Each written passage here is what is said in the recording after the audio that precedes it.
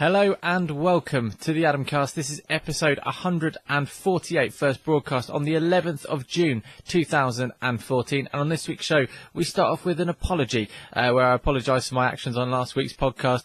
We talk about someone playing an evil trick on my windscreen wipers at work and burning my finger on something that I really should have known better, and also dressing up in London as a lip balm. This is episode 148. Welcome to the Adamcast. Welcome to the Adamcast. Here is your host, Adam Bates.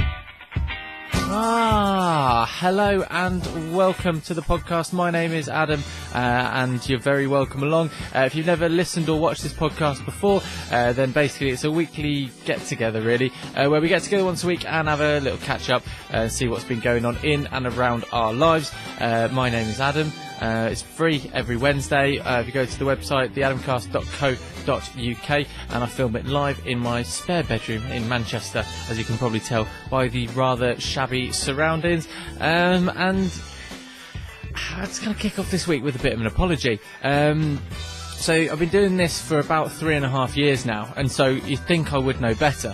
But as I said last week, it was the first time that I'd filmed the podcast, I think all the way through and published it. So I was really giddy and excited about it, and that was like my priority. And the gods of audio came back and spited me in a really cruel way. So I got the video out and was really excited about it being online. But what I'd forgotten to do was sort of pay any care and attention to the actual audio, which is sort of the bread and butter of the podcast. So I published it on Wednesday at 12 o'clock. For 10.5 hours it sat there being able to be downloaded through iTunes and Stitcher and all the other podcast ways of obtaining it, to the point where quite a few people had gotten hold of this copy of the podcast. And the problem with the podcast was that it was double the length. And it was double the length because it had all the bits of like chat and the weird breathing exercises that I do prior to any show in front of it. So I thought I don't want to just leave it out there for the people that were sort of stupid enough to sort of have the podcast ready downloaded. I thought what I'll do is play you just a short version of the embarrassment that was. So this is about 45 seconds of what was about 15 minutes of me just sort of chatting and chortling to myself. So I hope you'll enjoy the awkwardness of this. Hello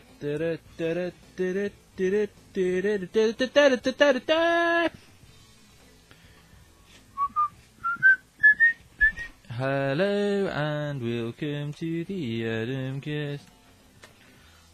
Hello and welcome to the Adamcast. Phantom power, unite! I fly like Pip again, high like planes. Right, social media, where are we? Where are we up to? What's going on? Hello and welcome. Hello and I'm desperate for a wee, but I think I'm going to just crack on. So yeah, that was it really, and that sort of went on for 15 minutes, and there was a little bit of swearing in there as well, which I'm the thing I'm most sorry about, because I managed to get mostly through this podcast without sort of swearing at all. But yeah, mortifying. And the worst thing was that I realised we'd watched the football, because the football was on last Wednesday, and I realised after the football. So if you had subscribed, then you may have got that, and I really apologise. And if you want to see my reaction to that, then this one's being filmed as well, so you can watch that on YouTube. Awful, absolutely awful. I just seem to find myself really amusing, and I worry now because it makes you think, right, so if like I'm doing that when no one's listening, am I like that all the time? Like, and you think, well, what if when no one else is about? What if when I'm in the flat by myself? Am I just singing to myself? It makes you really paranoid, because sometimes you think when you're walking down the street without a care in the world, what if I'm sort of singing myself and go, Phantom power unite? And the reason why I said Phantom Panner is because the mixing desk that I've got has got a button called Phantom Power, and I have no idea what it means, but I press it every so often and just to see if anything happens, and nothing ever happens. So I must have seen it and thought that would be a good opportunity to sing. So I apologise profusely for that. I hope it hasn't scarred anyone, and I hope you managed to enjoy and re-enjoy the one of the most excruciating moments in audio of my entire life. So yeah, what else has been going on this week? Oh yeah, I don't know whether, because last week I was talking about, I was not slagging off the brew round at work, but I was getting a bit tetchy about people getting difficult with cups of tea at work. You know, if you're going out your way to make someone a cup of tea, then you shouldn't be hit with loads of demands. And if you want sugar, you should put your own sugar in. You know, do some of your own work for a change. But I feel like this may have backfired, because I returned to my car. It was like last Thursday or Friday, and all of my windscreen wipers had been stuck up in the air. And I'm going to say menacingly. I'd say they're menacingly stuck up in the air. They weren't just placed up there. They were put there by someone who meant business. And the worst thing is that I put the front two down. I didn't check the back one, did I? So I started driving, and I was like halfway home when I realised that the back windscreen wiper was sticking out. And it's really embarrassing driving home with windscreen wipers sticking out, because you think, like, you know, first of all, what if it rains? They're just gonna wave around. They're just like, ooh, but it's just like, people are just going to think, like, that guy's got his windscreen wiper out. Why do they even flick out like that anyway? I've never really understood that. So I've got someone at work who's a phantom car vandal. Like, not a vandal as such, just sort of a phantom car bully. We'll go with that. So I think I'm going to have to pipe down on the office politics in the next couple of shows, because I don't want to be, because I don't want to get, like, the tyres let down or something like that, because that's definitely the escalation process that will happen. Another awful thing that's happened this week with my car, and this is completely my own fault. You know, when you do something stupid that you really should know better, you know, you do stuff all the time. Like, when you find yourself like chewing and you bite the inside of your cheek, and you think, I'm a grown man and I've been eating for a long time, yet I can still not coordinate the parts of my mouth enough not to, like, bite my tongue or chew your cheek, or, you know, it's ridiculous, and you feel so childish when you do it. And I had a moment like that where, you know, you just think, like, I'm going to be Darwin's theory. I'm going to be the next, you know, killing off of the dumb people. Because I was driving along, and I found a bit of the cigarette lighter, you know, like the push-in bit. And now everyone just uses it to charge their phones or their sat-navs and stuff. I don't know anyone that actually still uses that to light a cigarette, because it's dangerous. It's like a medieval torture element. And anyway, so I pressed it in, and it just bounced straight out. The button did.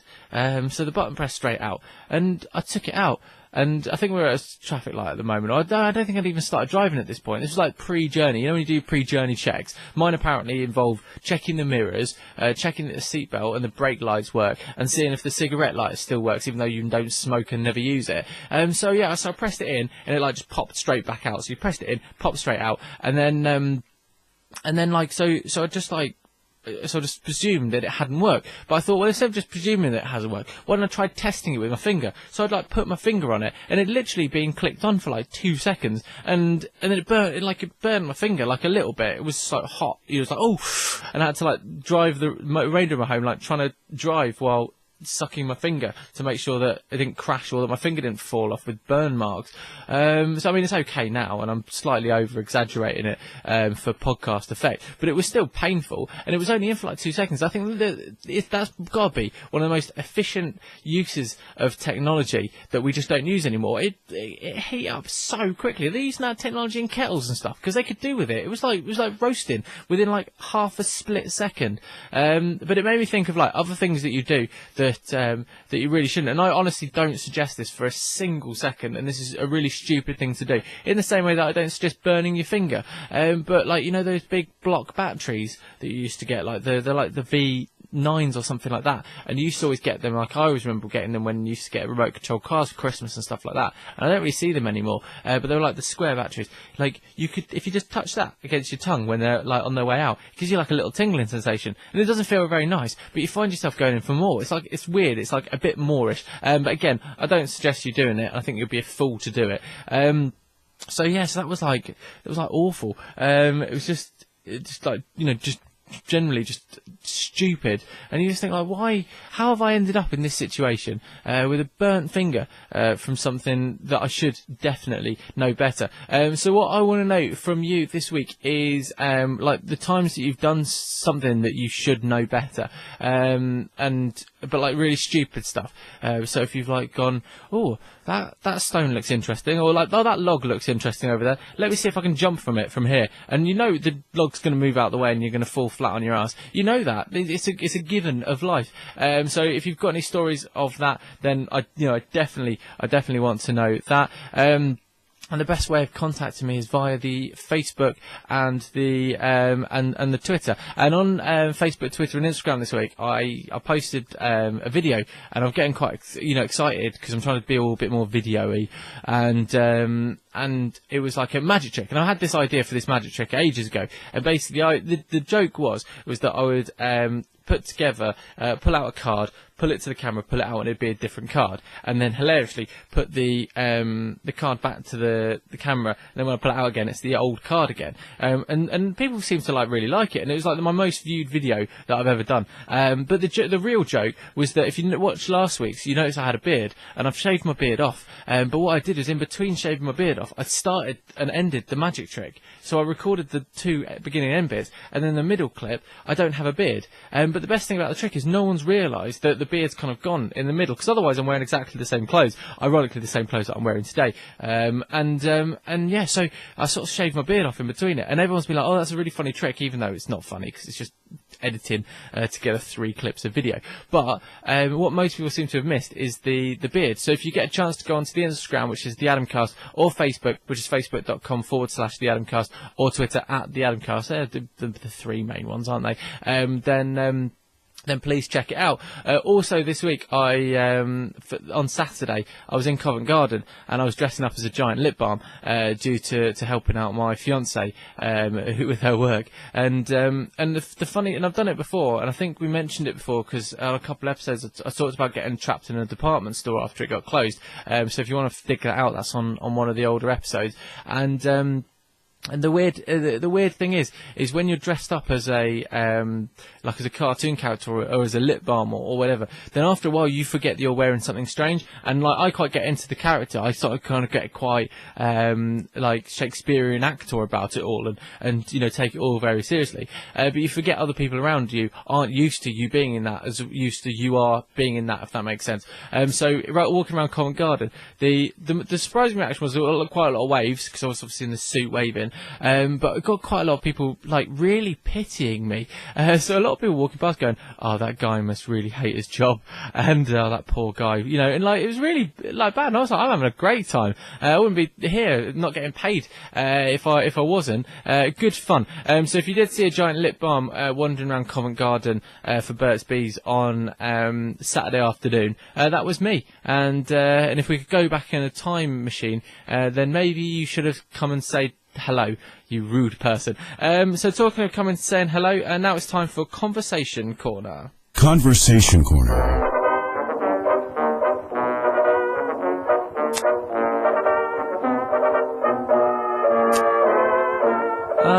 Conversation Corner, the part of the show that I like you to get involved with me. So far, it has just been me just prattling on. But no, it is important that you are here too. So to do that, we dedicate a part of the show, which is called Conversation Corner, which is purely just you getting involved. And Kyle's been on. And now we talk a lot about money-saving schemes. No money-saving schemes, money-making schemes. Because you want to get out of this hellhole. And Kyle's been on, and he said he's got a money-making scheme, which I think is genius. And it revolves around 3D printers. And what he says, he's going to go out, he's going to buy a 3D printer, and then with that 3D printer, he's going to print another 3D printer, and then just take the original one back to the shop. And that way you've got a 3D printer for free. So thank you, Kyle Hunt, for that on the Twitter. And what else have we got going on? Oh, let's have a quick look. Oh, yeah, so this week on the back of me royally screwing up last week's intro and having 15 minutes of just weirdness, I asked for if you've ever left a voicemail by accident. When you used to get pocket voicemails, if you've ever heard any good gossip from a pocket voice call as well. What's the best conversation you've ever overheard? And if you have ever heard, if someone's ever heard you oversay something that you shouldn't have said, then I want you to get involved with me. And Glenn Lumsden's been on, and he's tagged his missus, saying Nicola Lumsden overheard some holiday reps talking about how some lass got mugged on a beach when we were staying in Cuba, and it was the same beach, unbeknownst to her, that I was planning to propose to her that night, and bricking myself about it. I'm pretty sure that's some of the worst news that you could potentially hear when building up to pop a very important question. So if you want to get involved with that or anything else that you've heard, or just let me know how your week's been, then you can. Here are the different following methods of getting involved. Listen to the Adamcast on iTunes, Stitcher, and SoundCloud. Visit theadamcast.co.uk to find out more. So just find us on Facebook and add us and join in the party on Facebook. How many times can I say Facebook? It's like a plug for... Anyway, that's it for this week. I shall see you next week. Hopefully I haven't left the beginning bit on this show as well. But from this time, until next time, take care of yourself. Subscribe on iTunes. See you on Facebook and Twitter and all of that. And see you next time. Bye-bye. Listen to the Adamcast on iTunes, Stitcher, and SoundCloud. Visit theadamcast.co.uk to find out more.